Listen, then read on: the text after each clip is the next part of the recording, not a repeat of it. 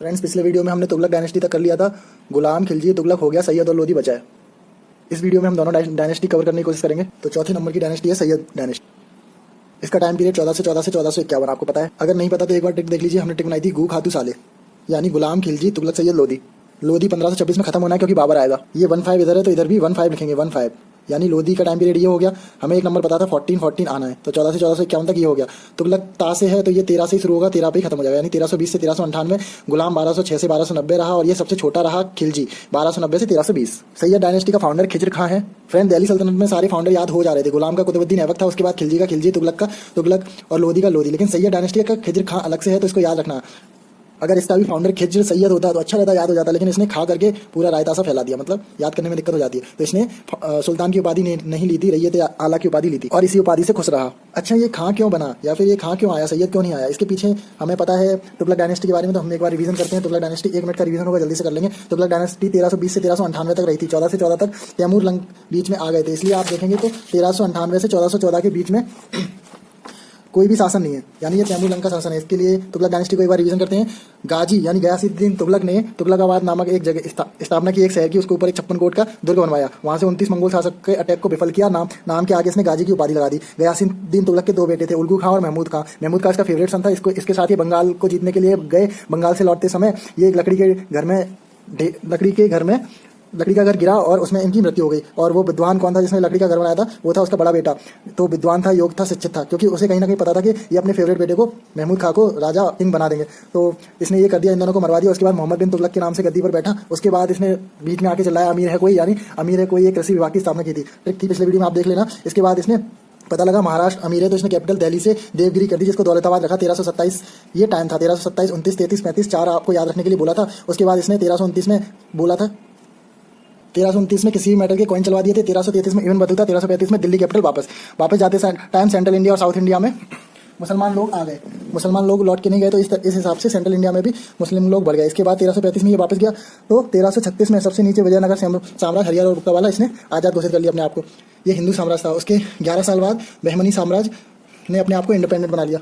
इसके बाद फिरोज शाह तुगलक आया। फिरोज शाह कोटला स्टेडियम से याद रखना, जिसको अरुण जेटली स्टेडियम करा लिया। जिस तरह अरुण जेटली ने सारे टैक्सेस को मिला के एक टैक्स जीएसटी बना दिया, उसी तरह 24 टैक्स को हटा के इसने 4 टैक्स रखे, जिसमें जजिया में उसने ब्राह्मण पे भी लगा दिया। वैसे जजिया ब्राह्मण पे नहीं लगता है, सिर्फ नॉन मुस्लिम लोग जो भी हो, ब्राह्मण को छोड़ के, औरतों को छोड़ के, या फिर बच्चों को छोड़ के, मॉन्क्स को छोड़ के, इन पर टैक्स नहीं लगता। लेकिन इसने ब्राह्मण पे भी लगा दिया। और एक बाई 10 सिंचाई कर भी लगा दिया। इसके बाद तारीख फिरोजशाही, फतवत पे फिरोजशाही था। और लास्ट में नासिरुद्दीन महमूद तुगलक पर तैमूर लंग ने अटैक कर दिया था। अब सैयद को आगे बढ़ाते। जब तैमूर लंग गया तो इसको खिजर खां को मुल्तान, लाहौर और दीपालपुर वाला इलाका देके गया। कुछ साल बाद 1398 से 1414 के बीच में इसने अपनी ताकत बढ़ाई और आखिरकार सैयद डायनेस्टी लेकर दिल्ली पर शासन करना शुरू कर दी। 1421 में ये मर गया। उसके बाद 2 नाम और याद रखिए, मुबारक खां और आलम शाह। मुबारक खां इसी का सन था। मुबारक खां ने शाह की उपाधि ली थी, इसलिए इसको मुबारक शाह भी बोलते हैं। लास्ट वाला आलम शाह था। इसके बाद ये शासन 37 वर्षों तक चला और खत्म हो गया। अच्छा, क्वेश्चन ये सैयद और लोधी कंफ्यूजन ये करते हैं कि अगर कभी पूछा गया कि इनमें से सारे दिल्ली सल्तनत में सबसे छोटा टाइम पीरियड कौन सा था और ऑप्शन में सैयद लोधी आया, तो ज़्यादातर लोग सैयद या लोधी में से किसी एक को टिक कर देते हैं। ये ध्यान रखना, खिलजी वंश मात्र 30 साल तक चला, सबसे छोटा। अब लोधी को देखते हैं। लोधी का तो सिंपल बहलोल लोधी फाउंडर था, याद करना ही सही है, क्योंकि हमने बोला था कि सैयद डायनेस्टी ही ऐसा था जिसका अलग फाउंडर था खिजर खां, जिसने रायता फैला दिया, तो रैयत आला की उपाधि ली थी। अभी बहलोल लोधी को देखते हैं। इसका टाइम पीरियड तो पता ही है, 1451 से जब तक बाबर आएगा 1526 में खानवा का युद्ध करेगा, तब तक लोधी वंश रहेगा। इसमें गिने चुने 2 या 4 पॉइंट है। उनमें से एक ये है कि दिल्ली में सबसे पहले अफगान राज्य की स्थापना इसी ने की।